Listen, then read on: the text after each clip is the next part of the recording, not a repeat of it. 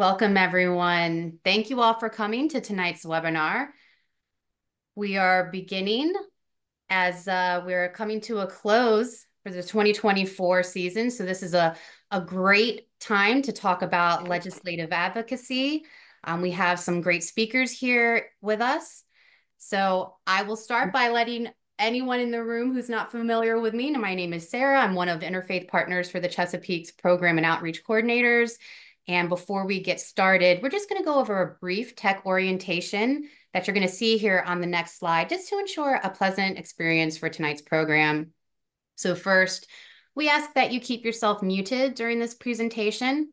If you have to get up and move around, please turn off your camera. Again, this session is being recorded, so if you do not wish to be shown during this webinar, just simply turn your camera off now. And last but not least, please use the chat function as a way to ask for help should you need assistance. We will also use that for the Q&A at the end when we open up the floor. If you should need assistance, one of our IPC staff here tonight will be happy to assist you. All right, next we're going to take a quick look at our staff photo from our first summit. Thanks to those who came. We hope to see you at our next one. There I am, the front row, second to last. So if you're in the DMV area and looking to connect, please reach out. There's my contact information. Next, you'll see a program lineup. So we'll begin with a land acknowledgement, an opening reflection, followed by some information about our organization for any new folks in the room. And then we'll get to meet our panelists for an in-depth discussion about tonight's program, followed by Q&A, and of course, we'll close with a prayer. So now I'd like to take a moment to acknowledge this land and these waters that were stewarded by many who came before. So please join us in recognition as today we hold space for reflection on and gratitude for the land upon which we live and the local waters that support and nourish us all. We recognize that this land and these waters were stewarded by many who came before, and we reflect together as people of faith in response to the calling of our hearts to come alongside the original stewards of this land and these waters that sustain us all. We seek to change the narrative of this story, our story, one of harmony with the gifts of creation and all living beings. And we'll encourage you to learn more by visiting a link that's going to come in the chat here in any second. And we invite you to just learn a little bit more. It shares some history of this region and those original stewards for a snapshot about 1,000 years ago. So keep in mind that we know there's more than 15,000 years of Indigenous history in our region. And so next, I'd like to share a simple, sweet Christian prayer of intercession to inspire us to do what we can to help our environment and our sacred watershed.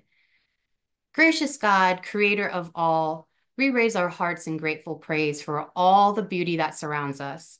May we learn to respect all as a sacred gift and do what we can to repair the damage we have caused through our consumerism and carelessness. Grant us an ecological conversion so that we can leave our next generation with a future full of hope where there is enough for all. So thank you so much for taking that moment of acknowledgement and reflection together. Now I want to shift gears and share some gratitude for the sponsors that fund our work and make this possible. As you can see here on this slide, they give us the capacity to operate as a connector organization that you'll see on the next slide. Just kind of illustrates that, you know, where we fit in this puzzle, how we help connect congregations to resources so they can pretty much implement environmental stewardship projects and maintain those through our support. Next, if you wanted to find out more who's already partnering with us and how to be part of the One Water Partnership, we encourage you to sign our pledge. We're going to send some follow-up links for all of these resources. And thanks to those who have already joined. Next, we also want to mention to any green teams out there that are joining here tonight or those looking to build your team, we've already started our final training for 2024, so you can be sure to see a spring date. It's coming around the corner, and we hope that we'll see you there. You can find that on our event page. Or on the next slide, you can just take a look at our resource page, and there's plenty of resources to help and build strength in your efforts at your places of worship and at home. So let's delve straight into tonight's discussion. This topic is about the importance of legislative advocacy and how your voice matters. Here tonight to talk about that and some current environmental legislation is Peter Blair, who is the Policy and Advocacy Director for Just Zero. It's an organization that works with communities and policymakers to turn zero waste strategies into action. He's also an expert in all things zero waste and leads Just Zero's legislative policy and advocacy efforts to implement just and equitable solutions to unsustainable polluting waste management practices. Peter has helped to draft and enact laws, policies, and regulations that phase out single-use plastics, something I know all of our congregations are passionate about. And he also helps to improve recycling programs and actually hold polluters accountable. So everyone, please bring a warm welcome for Peter. And if we could do a spotlight on Peter, please, and we'll give you a second to share your slides. All right, I think that should have worked. Can you all see the slide now? Looks great. All right, terrific. Well, thank you so much for having me, and thank you for the wonderful introduction. I tend to jam-pack things into my presentation, so that just saved me a slide of going over Just Zero. So we're off to a great start. But I will provide just a little more background on us as an organization. We're a relatively new environmental organization. We founded in 2022, and we really decided to create the organization because we saw a vacuum that needed to be filled. There are a bunch of wonderful organizations working on different areas of zero waste, fighting plastic pollution, trying to improve composting, fixing recycling systems. But there wasn't a group that was focused holistically on attacking the waste crisis from the vast different approaches that are available to us. So we're here to fill this vacuum. And how exactly do we do that? We do a lot of focus on education. While the waste crisis is something that affects everyone, it's not something that gets the amount of attention that I think it deserves. This is slowly changing. And once we've educated people, we really look to implement solutions. And a lot of that comes from policy. So we draft laws to help people, enact things in their communities that are going to, reduce single-use plastics, fix their recycling programs. And we are a national organization, but we like to explain that we are not a top-down organization. We really focus on community engagement. I'll get to this a little bit later when I talk about our new toolkits, but we understand that a lot of the change that needs to happen comes from the bottom up, and we're here to be experts for people to help them achieve their zero waste goals rather than just telling communities what to do. That's not what we're about. So I know I'm here to talk about legislative advocacy, but before I can get into the legislative advocacy, we do have to focus a little bit on the doom and gloom, which is why do we need new laws? And the reason that we need these new laws is we have a broken and toxic waste system. So first and foremost, the amount of waste we produce is just absolutely staggering. I mean, we're talking about 300 million tons of waste produced in this country per year.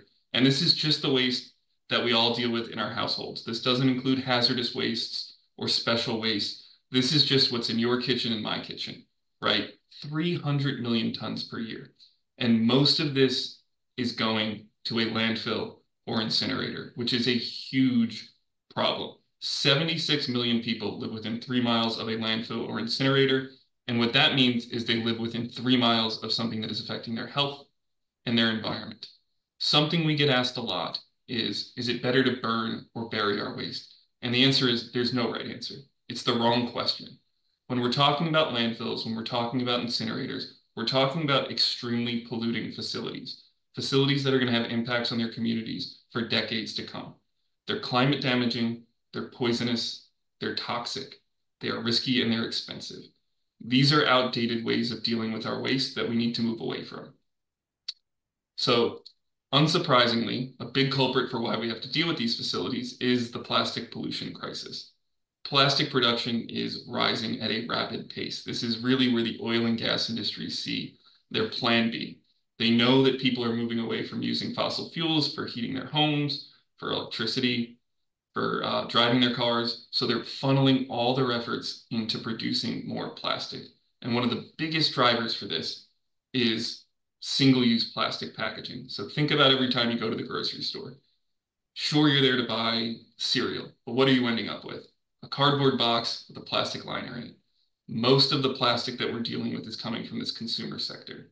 And most of it is just unrecyclable. 5% of all plastic waste generated in US households was recycled in 2021. And that's not an anomaly. That's not something we can fix by just investing in more recycling, because most of this plastic is not technically or economically capable of being recycled. So speaking of recycling, it's not the solution we all thought it was. Most materials aren't recyclable. The materials that are recyclable, glass, cardboard, paper, they're not really being recycled because we've invested in these single stream recycling systems where we're told if we put all of the stuff into one bin, someone at the back end is going to deal with it, separate it out, find a market for it. And that's just unfortunately not how it works. Recycling is an economic market. In order for it to work, the materials that come out of the back end need to be sold. Someone needs to think there's a value there that they can use to manufacture a new product. And you can't unscramble an egg. So when we throw all of this in one bin, you get a lot of contamination, and the materials that you want to recycle end up being worthless. And to really top this all off, the big problem is right now, we're all paying for this system. We're paying for the landfills, we're paying for incinerators, we're paying for failing recycling services because either directly through a subscription service or indirectly through your local taxes, we're the ones who are footing the bill for this. So that concludes the doom and gloom part, but we got to get it out of the way. And that is the reason that we are seeing this emphasis on new legislation as a solution, because we know that we can pass new laws that protect communities and the environment. For years, most of the laws that deal with waste in this country really are focused with waste management. How do we collect this stuff and make sure we can get it to a landfill or incinerator? But we've seen a lot of effort across the country over the last 10 years to rethink how we deal with this and focus on passing laws that reduce single-use plastics, that actually focus on recycling programs that are going to work for everyone, and that hold polluters accountable. So I'm going to walk through a couple of the different policies available.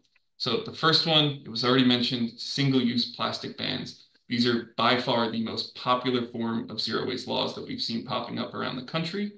What they typically do is isolate a specific type of single-use plastics, whether it's bags, styrofoam containers. There's even been successful attempts to ban single-use water bottles.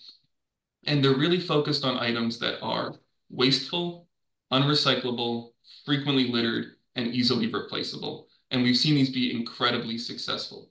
Bag bans have popped up all across the country. 10 years ago, we had none. Now we're up to 12. There's been an influx of states focusing on banning styrofoam takeout containers, things that are toxic that we shouldn't be putting our food on in the first place.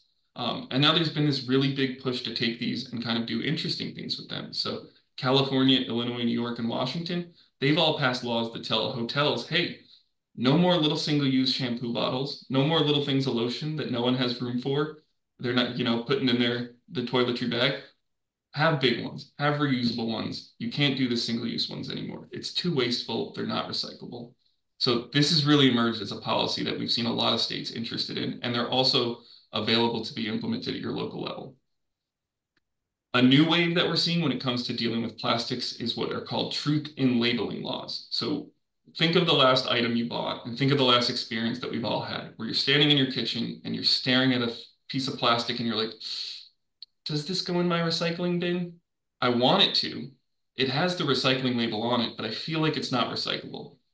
That experience we've all shared is by design. These companies are targeting the fact that we don't want to be wasteful and marketing their products, even ones that aren't recyclable, as recyclable, so that we think the problem isn't as bad as it is.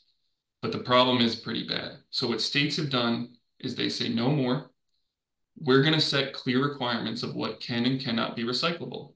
In order for you to market your products as recyclable in our state, you have to prove to us that it actually is recyclable. And this is a game changer. Right now, California is the only state that has this type of law, but we've seen similar laws introduced in Maine, in Virginia, I believe in Maryland. So they're popping up more and more. And the idea is we need to hold these companies accountable so that people don't think this stuff is recyclable when it's not. There's also an inverse side of this. Because people are becoming aware of how toxic plastics are, there's been this huge influx to make these compostable plastics. The problem is what's compostable in a laboratory is not compostable in your community. And we're seeing this influx in new single-use items that look and act just like plastics that allegedly break down. And that's not what they do. So Colorado and Washington have passed similar laws that say, hey, here's what we know is compostable in our state. If you want to sell something that's compostable, you have to show us you can meet these guides. And they've even gone further to try to standardize how these products are labeled so that it's easier for consumers to understand what is compostable, what isn't compostable, what should go in what bin. So we're seeing this as a new policy that's popping up across the country. Next, bottle bills. This is kind of an old favorite, but it's seeing some renewed interest. This is a specialized type of recycling program that focuses just on beverage containers. And you're probably thinking, why do we need a program just for beverage containers? Well, because these containers are very recyclable when they're managed properly. Aluminum cans, glass bottles, even plastic PET bottles. They are very recyclable if they're kept clean. The problem is when you throw them all in that single stream recycling system, they lose their value. So what this does is it essentially creates a deposit system. So in the 10 states that have this, when you go and buy your 6-pack of Coca-Cola, every single one of those cans has a 5 to 10 cent deposit on it. This is to tell you you are buying the beverage but renting the can. You get that money back when you bring the cans back for recycling at either the local store where you bought them from or a recycling depot. That incentivizes everyone to bring these back to be recycled. And then on the back end, they are collected, transported, and recycled. And they are a highly recycled object. You're talking about 90, 85% recycling rates in the states with this. And the best part is the people who are paying for that recycling are the beverage companies. Because at the end of the day, you want to buy Coca-Cola, you don't want an aluminum can. So we're making them responsible for actually paying for the recycling of this. Also, because we have that deposit on this, these cans now have value. You see a drastic reduction in litter, which these are highly littered. People typically consume these single-use beverages on the go, which makes sense. And honestly, there's not enough recycling systems for people to be responsibly managing them. So a lot of them end up in the environment, which has a huge impact. And then what I think is the coolest part of this is recycling's great. I love recycling, but it'd be much better if we could reuse these beverage containers. And through bottle bill programs, we've actually seen a lot of reuse. So Oregon has a really good bottle bill program. What they've done is say, hey, why does it need to be a single-use can? Why does it need to be a single-use bottle? They've set up their system for certain beverages where when you buy it, you pay the deposit, you get your money back when you return it. But that can, that glass bottle, it's not recycled. It's sent to a facility where it's cleaned, sterilized, refilled, and put back into circulation, which saves a tremendous amount of time and energy.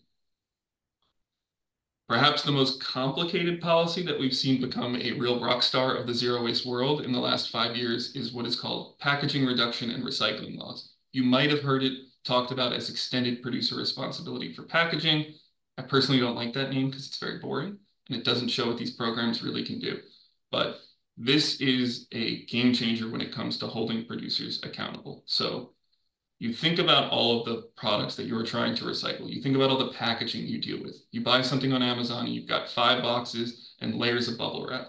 You didn't ask for any of that, but yet you're stuck trying to manage it and your community's stuck trying to pay for it. What these programs do is say, hey, we're going to put these companies that produce this on notice that you are going to start paying to collect, manage, and recycle all these materials. If your materials aren't recyclable, you're going to pay more money.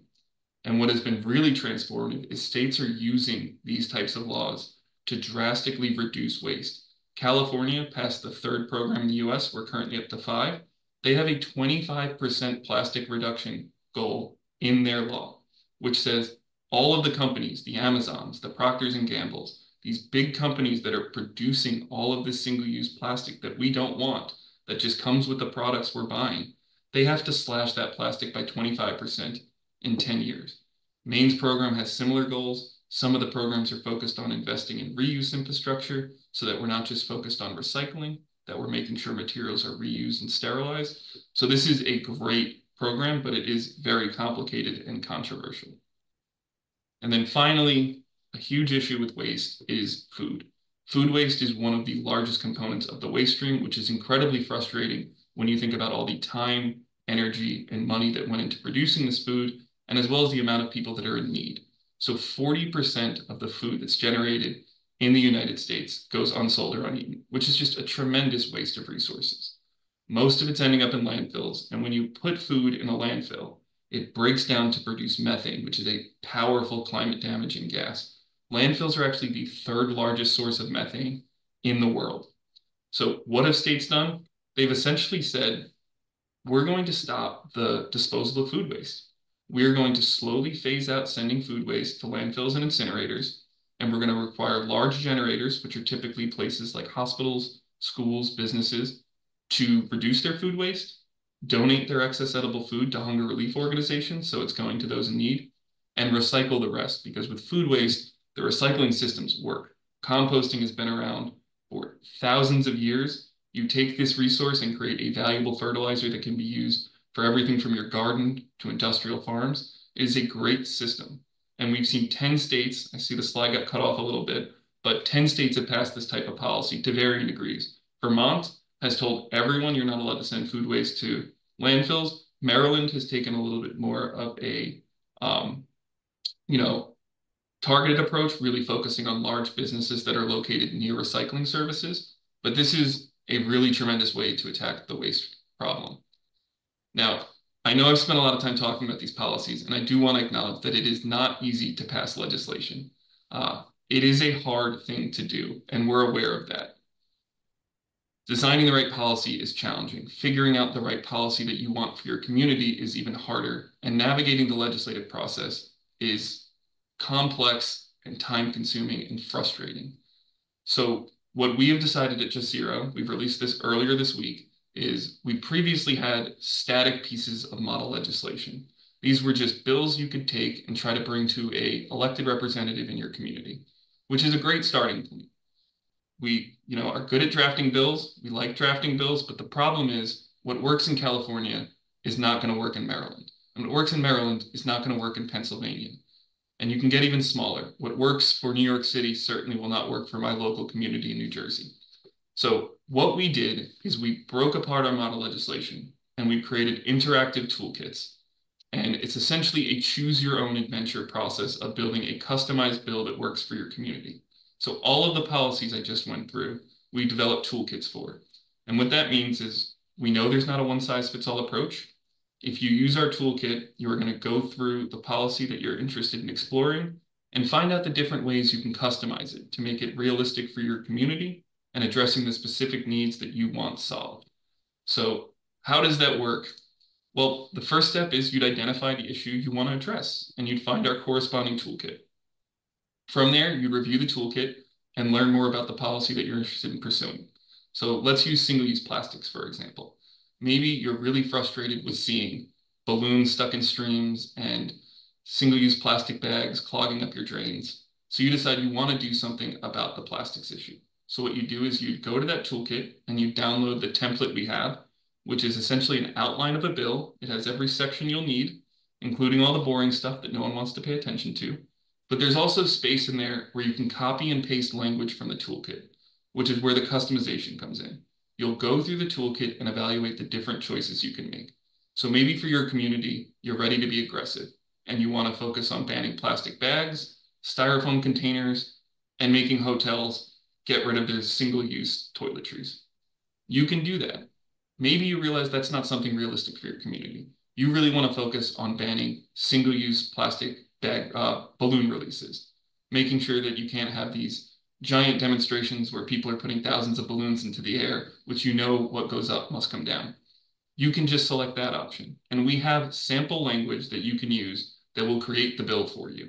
So it's essentially going through the options and selecting what works for you. And we've done this with every one of our policies. If you're worried about those compostable plastics, we've broken apart Colorado's law, and you can decide if you want to ban companies from labeling their products as compostable unless they are. Or maybe you just want to get rid of terms that are really confusing, like biodegradable or biooxidation. These are all terms companies use that have no meaning that convince people that these are sustainable and safe products. If that's what you want to do, you just take that section and plop it into your template.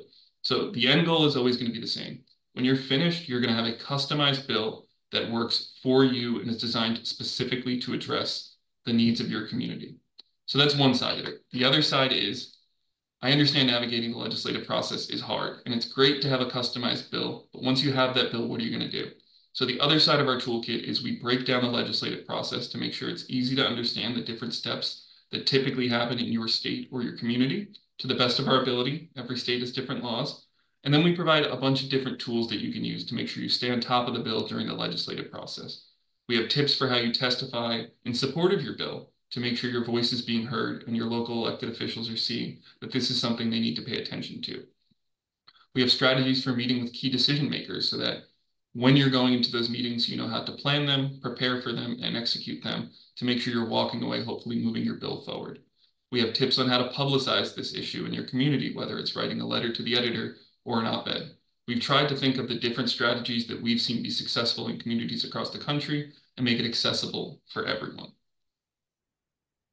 So I know that was a lot of information, and I feel my New Yorker came out a little bit, and I talked very fast, so I apologize. But if you want to learn more, there is an opportunity. We are hosting our inaugural Waste-Free Futures Summit from November 13th to 15th. This is going to be a series of 5 free virtual panels where we're bringing together experts from across the country to talk about the strategies and successful tips they have for implementing change in their communities.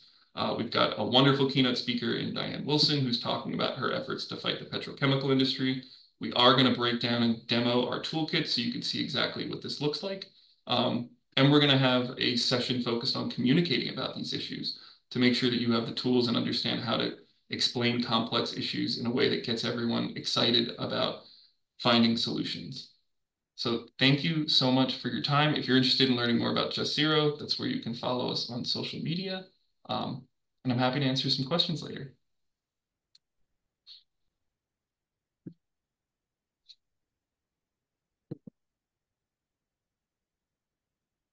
Thank you so much, Peter. I really am so impressed. Every time I listen to you speak, I'm always learning something new. I can't thank you enough for the extensive knowledge you're able to kind of boil down and, present to us in a way that makes sense. And I'm really looking forward to taking a deeper dive into the toolkits. And I know that's something we're going to want to share with our network.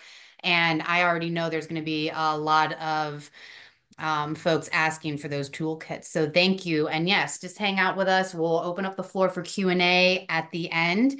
But now we'd like to highlight a congregation that's been doing some amazing work and kind of tackling some of these problems that we talked about, especially the plastic issue that was highlighted so eloquently in the earlier presentation.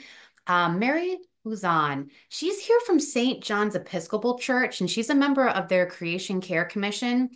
She's going to talk to us along with some other folks if they are able to as well share their incredible endeavor. They've embarked with one of their youth groups, the Right 13 youth group, to collect enough plastic that was sponsored by Nextrect, which is a company that provides, benches that the members use to enjoy the congregation's grounds while reducing their plastic in a meaningful way. So I won't bore you with any more details. I'll let Mary tell you firsthand this amazing project, and we're hoping congregations also do the same. So Mary, please take the floor.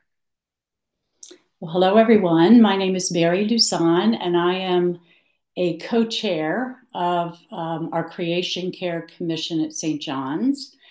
And we were trying to come up with a way to motivate, engage the youth at our church. Our Creation Care Commission was kind of young at the time, and we had a lot of gardens and various things and we also have a parish day school, and we were trying to engage them in working with the gardens.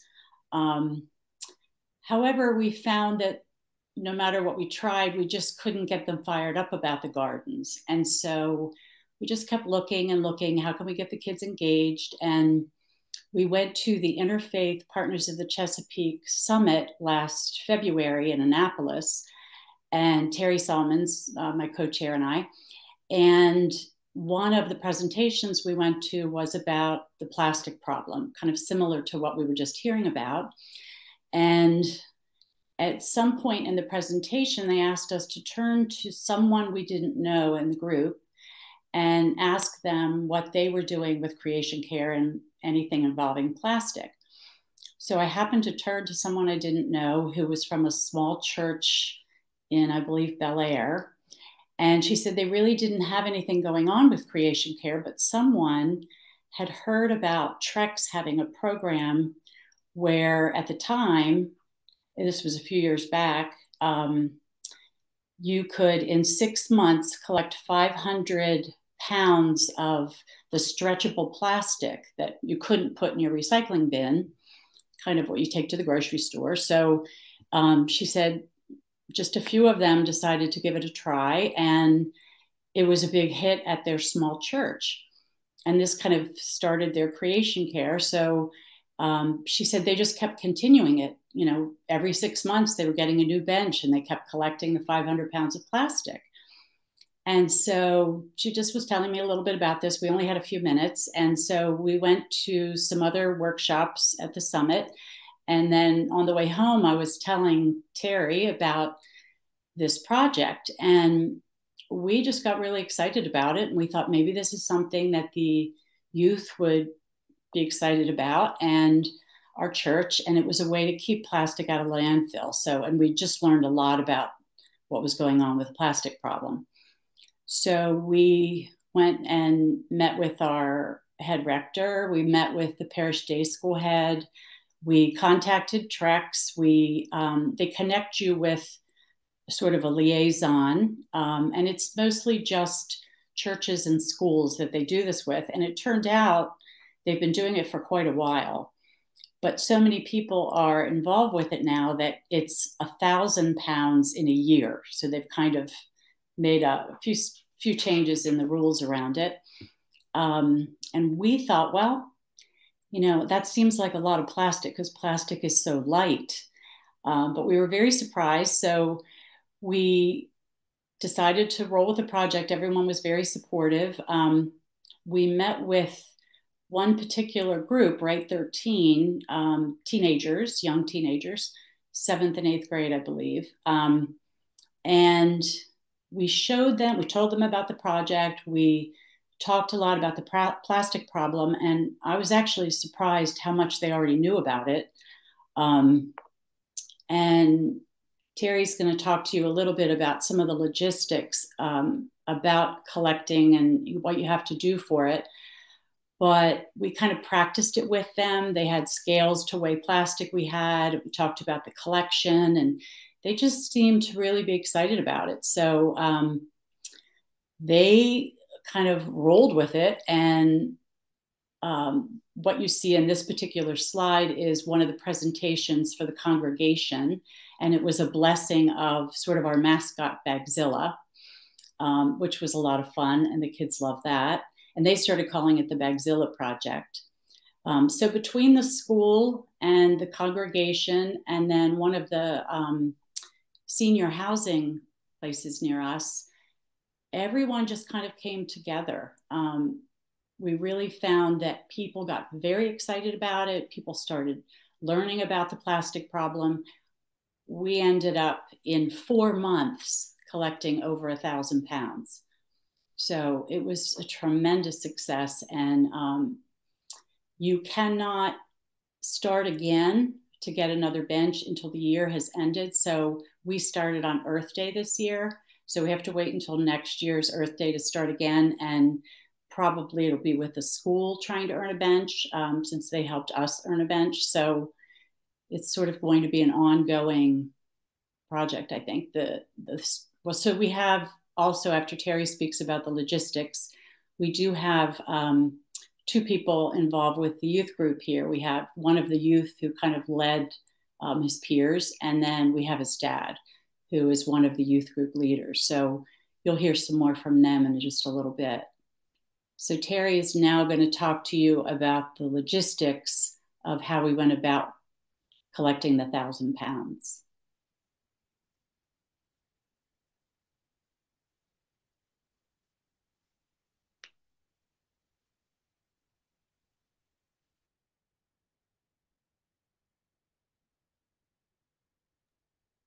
Hello, everyone. My name is Terry Salmons, and I am the other half of the co-facilitators at St. John's with the Creation Care Commission. And Mary told you a little bit about us being young, and she's exactly right. We're only 2 years old. So it was it was really important for us to build some support for our ministry in order to make this project a viable one. So I talked with a couple of the leaders of our church and asked them what they thought made this so successful. And one of the things that they said is that we really had a multifaceted support team. And we met with so many of the stakeholders even before the project began. We met with the interim rector, the head of school, the director of youth faith formation. We met with the facilities managers. We met with the communications director, and we met with the Right 13 and their leaders. We also had messages in the monthly message that talked about moving trash to treasure. We had pulpit messages, e-blessings, which are our weekly notices. We had refrigerator notes, bulletin inserts, parish-wide website, had a quick link to tell people about the project. There was a couple of Sunday services with our kickoff and with youth presentations. And then, as Mary mentioned to you, we had the Bagzilla commissioning, and Bagzilla was called the Disciple for the Environment, which really helped to create some interest in the project. So there was a great deal of marketing that went on with this. We set up three collection sites, one in the historic church, one in the All Saints Hall, and then there was also a collection site in the Parish Day School hallway. We also confirmed our Next Trex drop-off partners. Next Trex gave us a list of partners that would accept plastic, but we went and met with them ahead of time, and it was a chance for us to really find out that there were some kinks in that system, because we would go in and speak with some of the employees and they would say, no, we don't collect plastic film. So we had to meet with managers and set things up to make sure that the plastic that the youth would be dropping off would be accepted. We found out that Sprouts, which is very close to where our church is, was going to be willing to take large amounts of plastic. So the slide that you see on the right side, that is from one Sunday collection. And you could see that the children are swimming in plastic there. So we also needed a site that was willing to accept that much plastic. And each time the youth would have to go in and meet with the manager just to make sure that they knew that we were dropping it off, that it was part of our collection for that week. One of the things that we set up for each collection site was our own toolkit. And it's just a small bin. And inside the bin, there was a simple fish scale that allowed the youth to weigh each bag. They would write the amounts on a dry erase board. They would have to add up all of the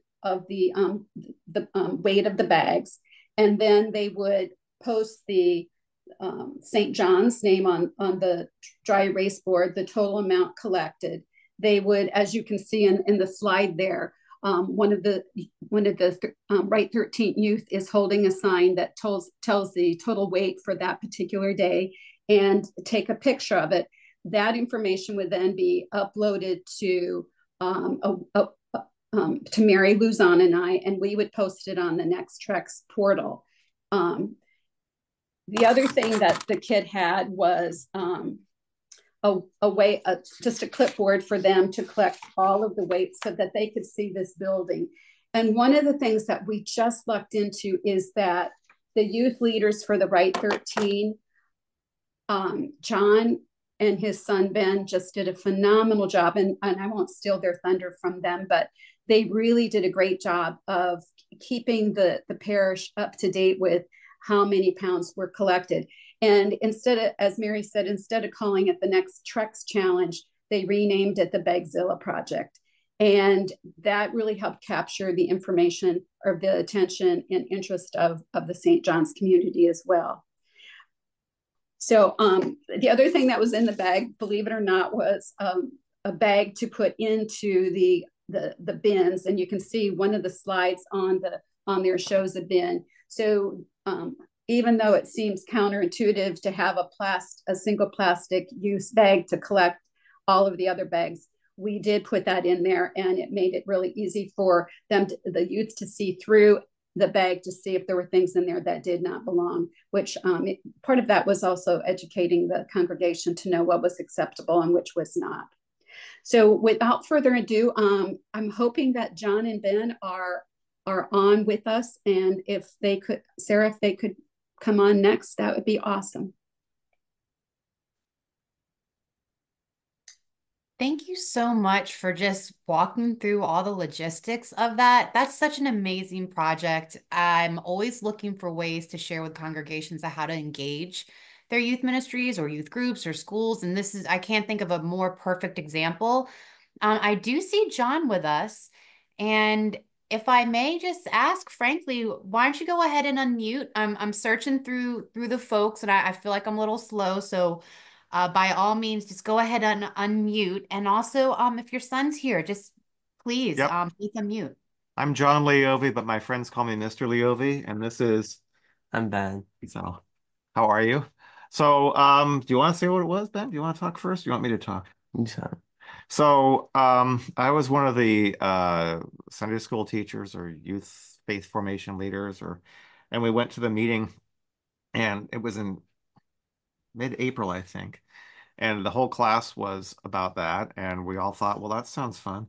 What was really fun was that next week the students were completely charged up about it and basically started running Sunday school on their own. I thought it would be very hard to complete this challenge personally because for lots of reasons. One, plastic is light and 1,000 pounds seems like a lot. The second reason is that, one thing that is well known about Episcopalians is that God trusts us so much that he gives us the summer off. So I thought things would totally stop happening in the summertime. And the good news is that the opposite happened. If anything, it picked up steam. And some weeks, even over the summer, we just pulled in so much. We advertised. We let the church know. One of the priests is the minister to the school, and she lives at a retirement home down the street. And we gave a presentation at the retirement home, and they loved it. So all of a sudden, we started picking up all kinds of stuff from the retirement home. And I thought, by January, we'd be at 500 pounds and we'd be panicking. We wouldn't make April, but it was like 4.5 months. We were well over 1,000 pounds. I mean, we were done by September. It was incredible. You want to say anything, Ben? What we had to do in the summer is sort of ask each of the families what weeks they were available, and then I put together a schedule with each week and then who was available to do it. And then I assigned one family for the week, and then we got it done in the summer.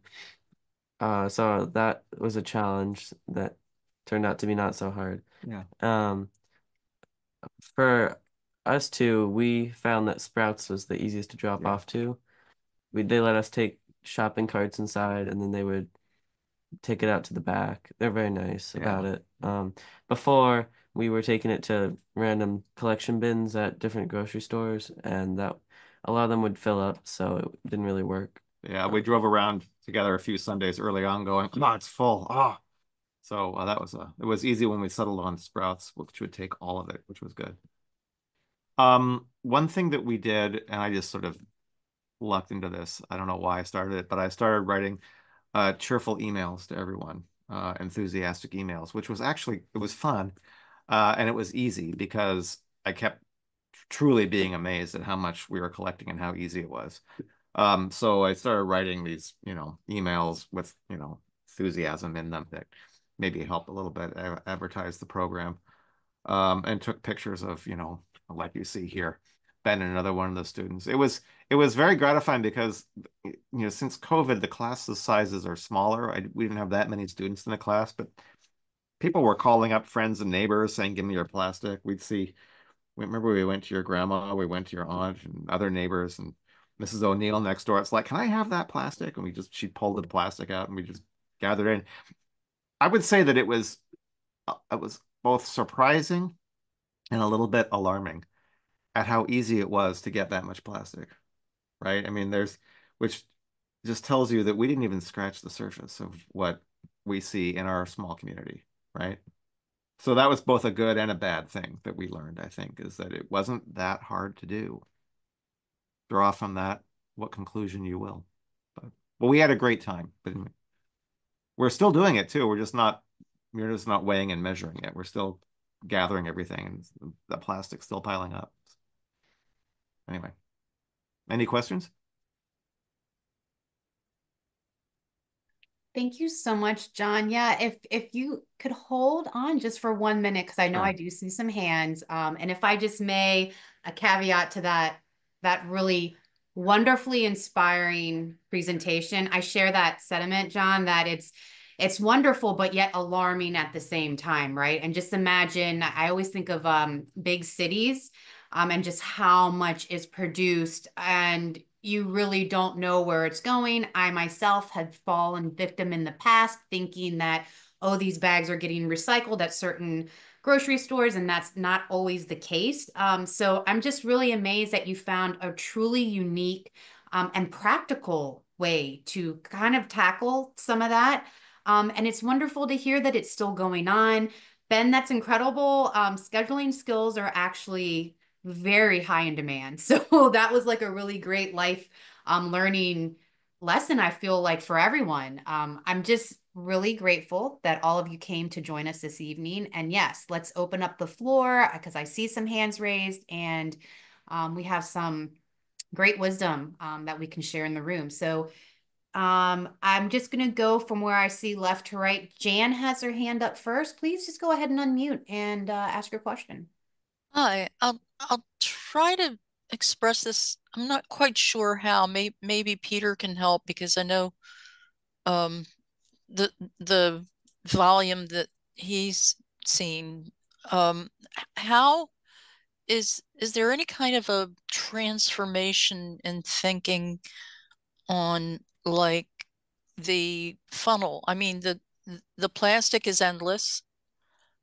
Have people started changing or transforming their purchasing power away from plastics, or is there like an educational thing to this where you realize how much you personally or families are personally discussing or changing the way plastic comes into their lives?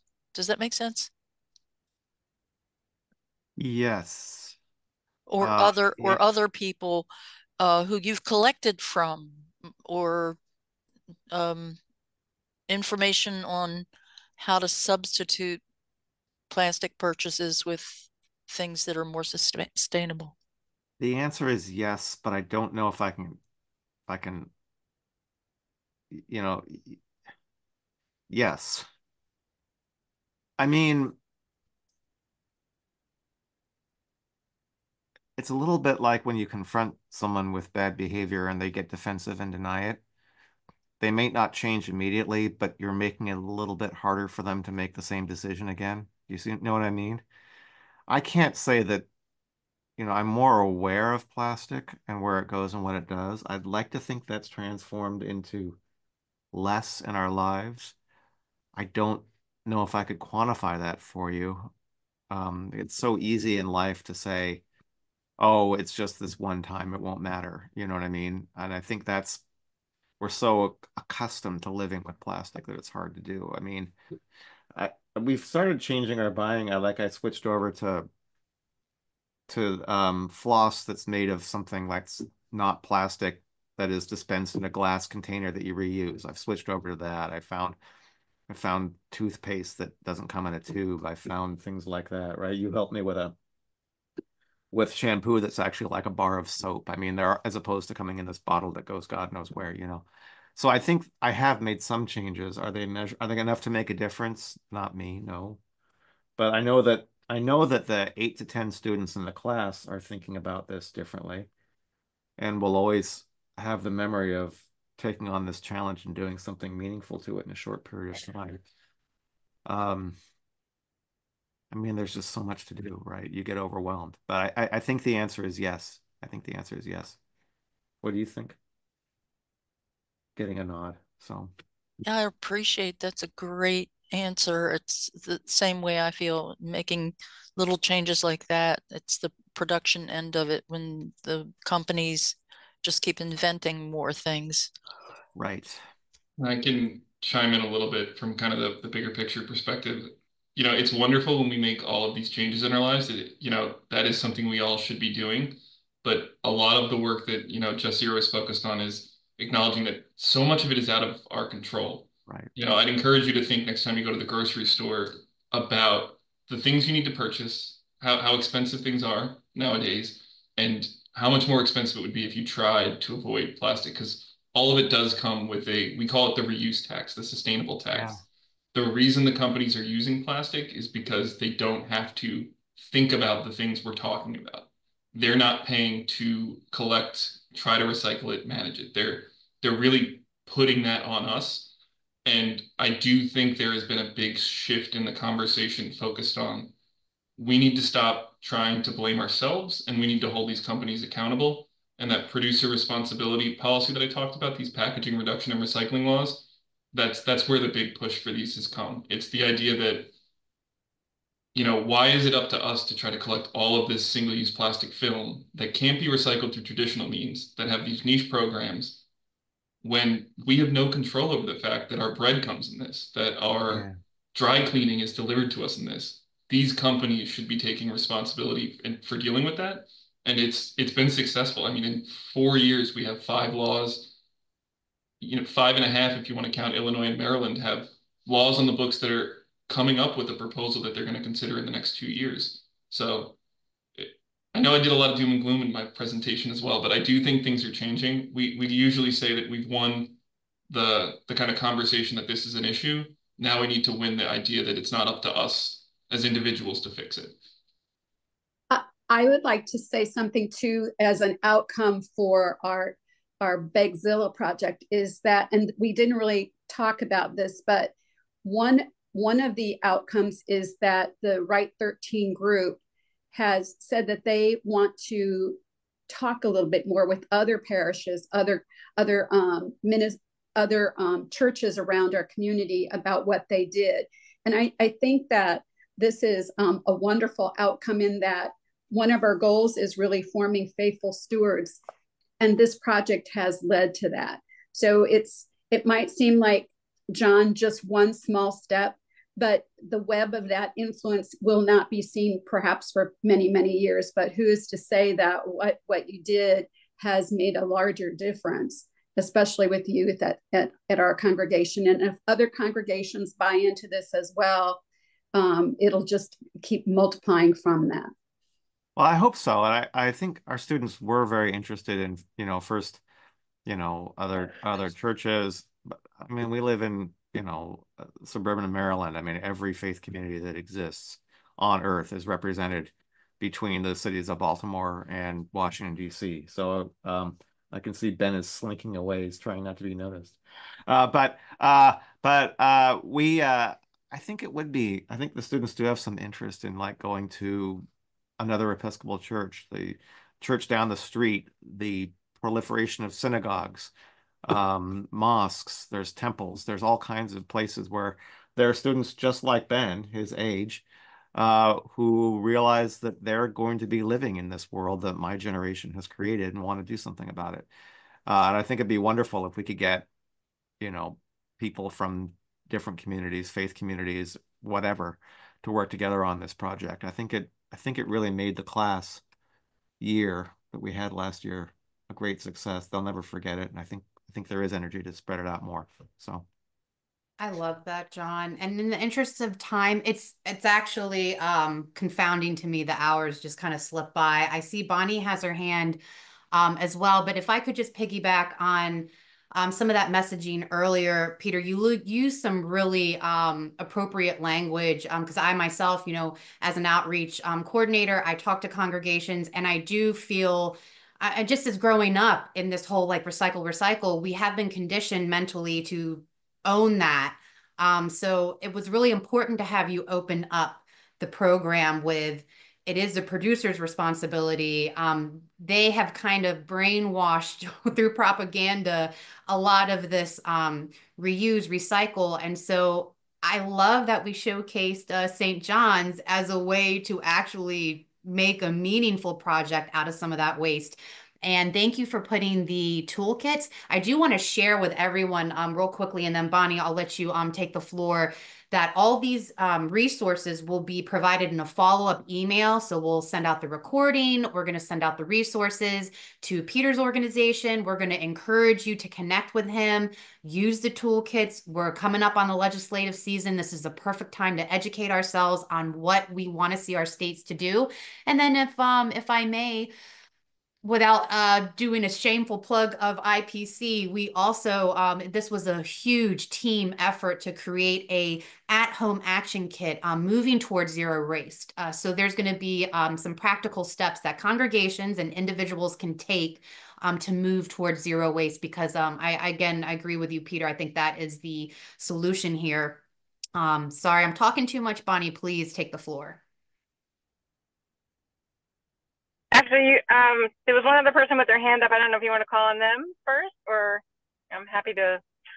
I'll just say. Sorry, Chip. I'm sorry, I missed you, Chip. Is that okay, Yeah, Bonnie? Chip, we'll get yeah, you. Go ahead. Yeah. Let Chip go first. Let Chip go first. You want to go first? Okay, I have a couple of really quick questions. First off, you're St. John's, Ellicott City, is that right? Yes. Okay, I'm down in Sunderland and Lothian. I'm down in Southern Maryland. A couple of Episcopal churches there, and I might even want to talk to you guys after this. Sounds really, really exciting. Thank you for the presentation. We would love to visit your community and spread the news. So okay, we'd love to. Trex. If I want to look that up, is that TREKS, TREX? How do you spell Trex? So it's the Trex company that makes the decking, and it's from pressed. It's what they do is they take the plastic and heat it with sawdust and press it until they make decking. And they have a company offshoot called Nextrex. So it's NEXTREX. So it's the Trex company. Okay. Right. And they have a good website, and they connect you with someone, and all the information is on there, but we're happy to help you in any way we can. Okay, so part of this project, though, is that you're collecting a lot of plastic, you're giving it to them, and then the end product is they're giving you a bench. They give you a bench as a reward for the 1,000 pounds. So you can see what you've done. Okay. Exactly. And so we have a beautiful labyrinth. So we're going to put it in the labyrinth, because both the school and church uses the labyrinth. So it'll be showcased there. Nice. I'll put the link because I know a lot of congregations will be interested in this project as well. It's going to be a great community engagement project for folks. So we'll make sure that that link to that organization is also present. So thanks so much, Chip, for asking your question. And did you have another one, or is it all right to move to Bonnie? We're running low on time, right? Just ask it. As long as everyone, I just want to be respectful of everyone's time. I hope everyone doesn't mind staying for maybe a minute or two, please, Chip. And then, I want to let Bonnie have the floor. I've got one more quick question for Peter. Peter, I'm involved with Maryland Episcopal Public Policy Network. I didn't know if you were aware of any sort of waste legislation that was being crafted for this coming legislative year for Maryland. I don't know if you know of anything specific. I do. So there is a huge network of organizations that are working specifically on getting Maryland to pass a bottle bill.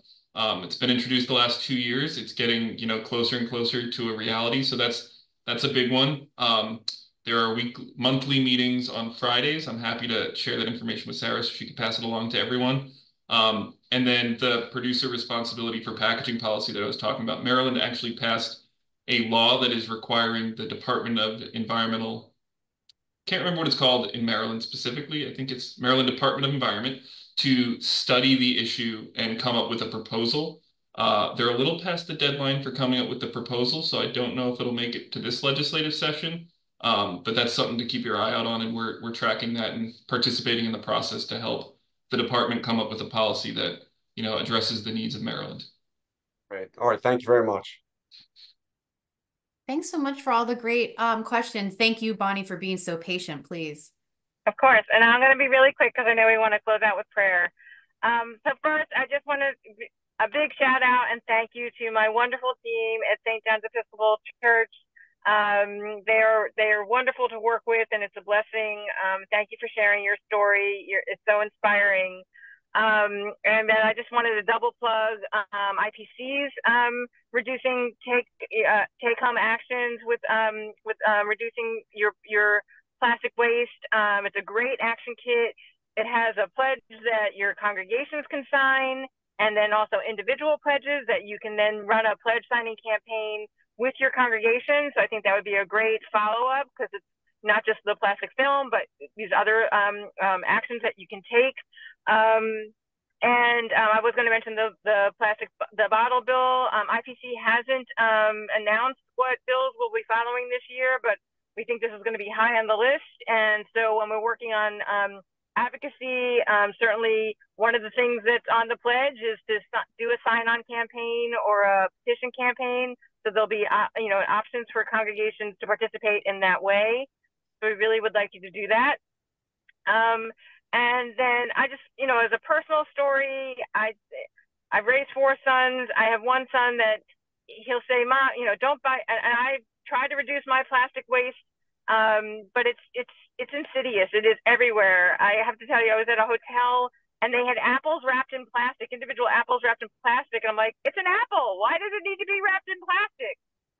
So it's, but our youth are really, he's like, "Mom, don't buy that. It's wrapped in plastic." So it is really important to to raise awareness with our youngsters.